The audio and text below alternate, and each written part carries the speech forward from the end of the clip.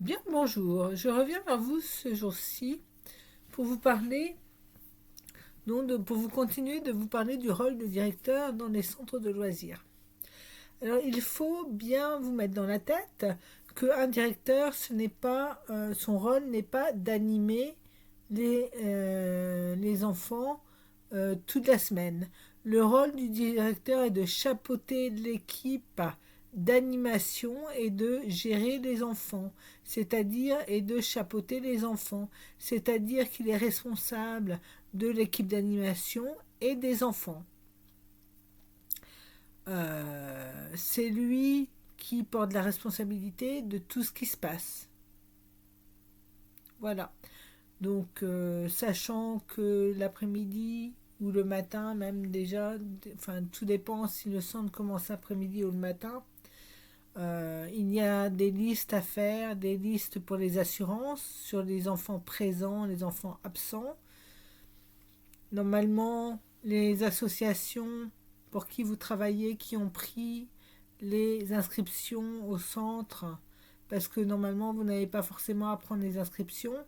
Donc, ils prennent les inscriptions eux-mêmes et ils vous donnent la liste des enfants normalement inscrits. Normalement.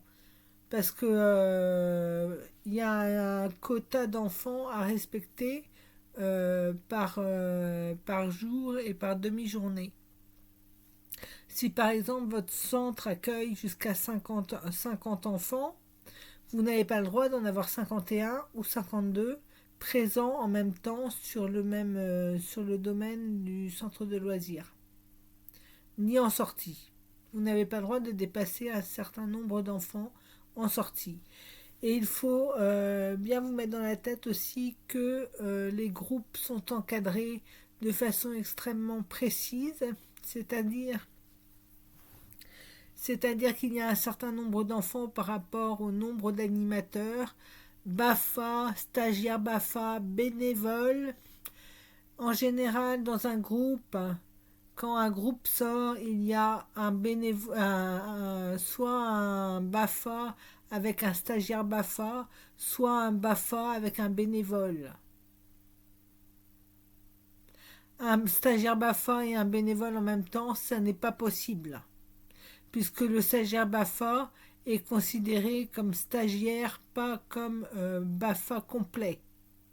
Un BAFA complet, c'est quelqu'un qui a le stage initial, le stage pratique et le stage terminal.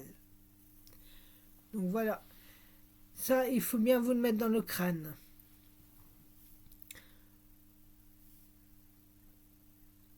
Et il est essentiel de savoir que le nombre d'enfants à la piscine et le nombre d'enfants en sortie de groupe n'est pas le même non plus. Donc il faut faire attention à ça aussi, au nombre d'enfants qu'on peut amener à la piscine ou à la mer par rapport au nombre d'animateurs, parce que vous pouvez pas faire baigner 50 enfants en même temps.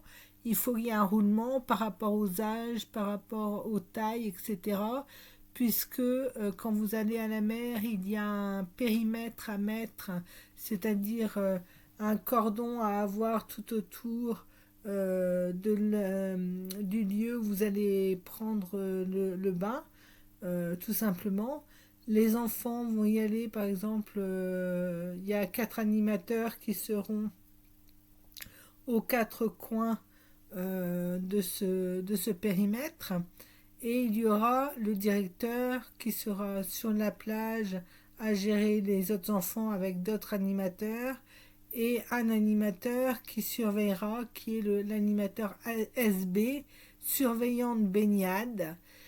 Il faut savoir que les enfants ne peuvent pas rester plus de 20 minutes dans l'eau, que ce soit à la plage ou à la piscine, car c'est réglementaire et les parents qui ne sont pas contents n'ont qu'à aller à la plage avec leurs enfants au lieu de faire des réflexions déplacées aux surveillants de baignade et aux directeurs.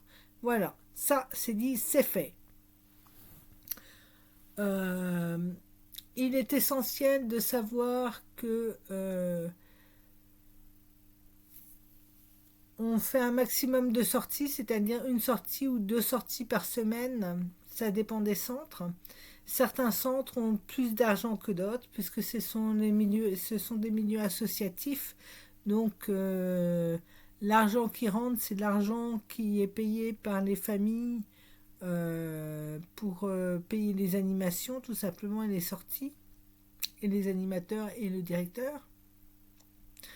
Mais il doit y avoir des choses faites en dehors de ça pour récolter de l'argent pour faire vivre le centre, n'est-ce pas?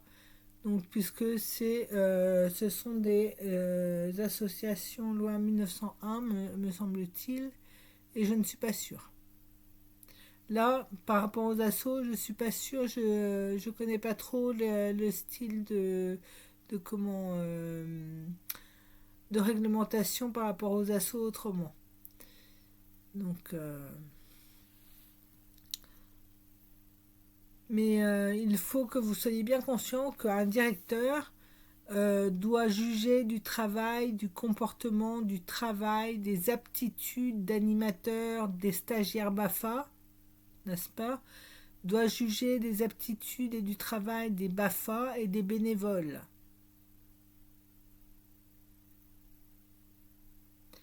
C'est lui qui a la responsabilité du centre. S'il arrive quelque chose, c'est le directeur qui prend tout. Hein. Donc c'est important. Et s'il y a une maladie contagieuse qui est déclarée au centre, on est obligé de le déclarer aussi à la DRAC, on est obligé de le déclarer à la PMI, au médecin du coin.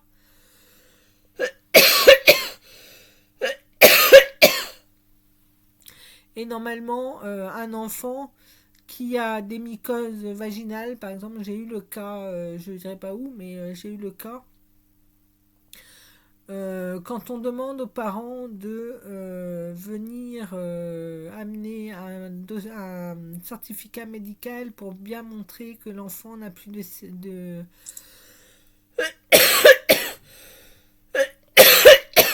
mycose vaginale, déjà avoir des mycoses vaginales à 5 ans, c'est quelque chose qui paraît aberrant.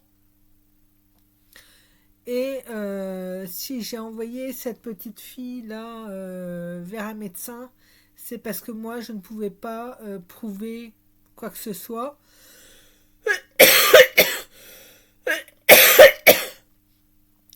Et je soupçonnais des sévices sexuels. Donc j'ai envoyé la mère vers un médecin normal pour soigner sa fille, normal, puisqu'elle était responsable de sa fille, n'est-ce pas? Voilà. Donc,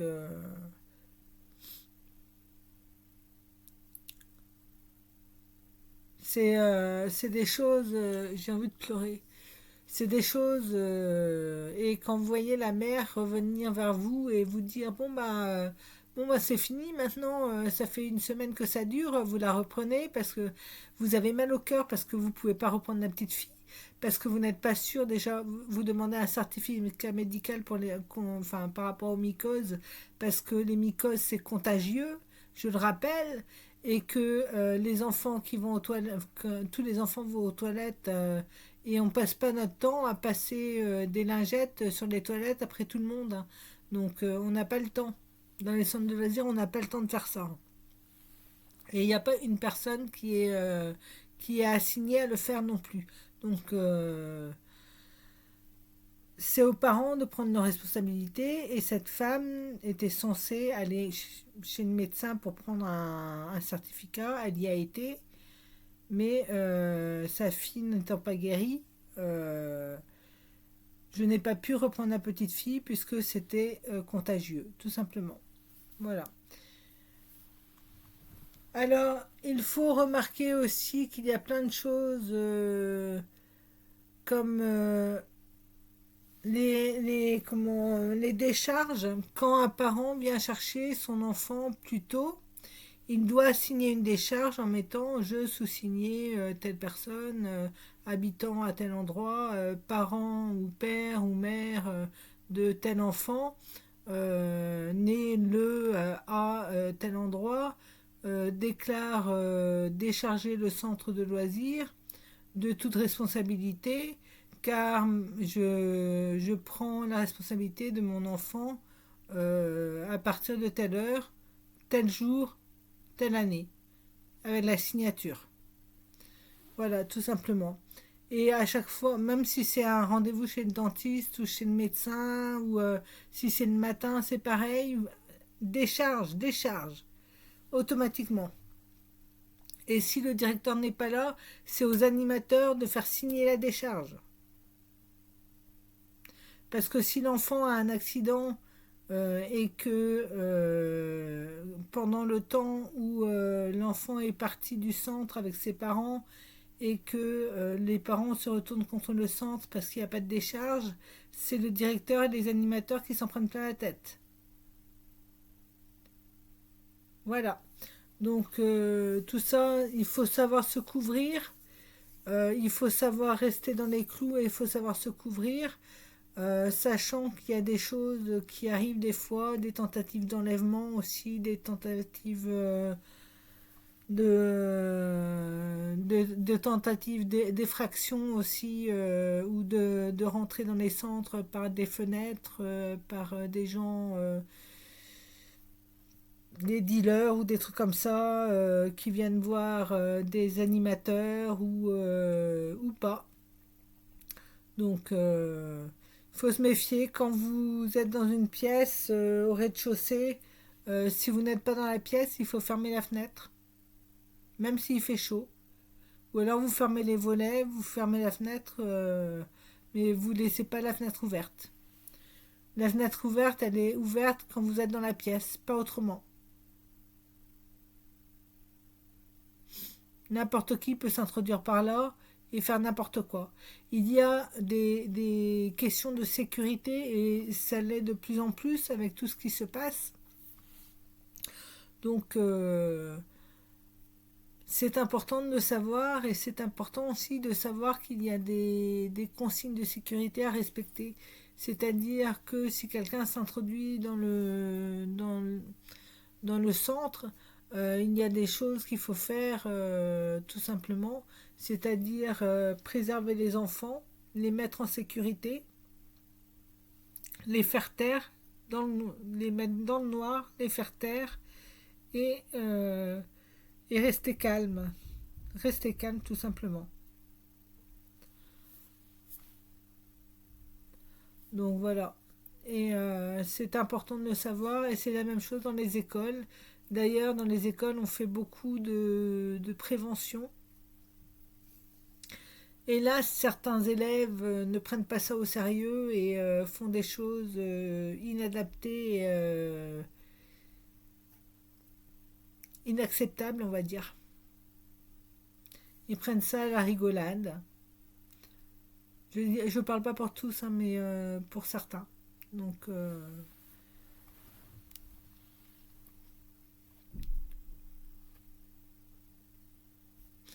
je m'arrêterai là pour aujourd'hui, puisque j'ai peur de déranger la voisine en parlant. Donc voilà. Voilà, j'espère que j'aurai été assez concise et assez claire dans mes propos, car j'étais assez dérangée par le bruit environnant, donc je suis désolée. J'espère qu'il n'y aura pas de bruit inconvenant.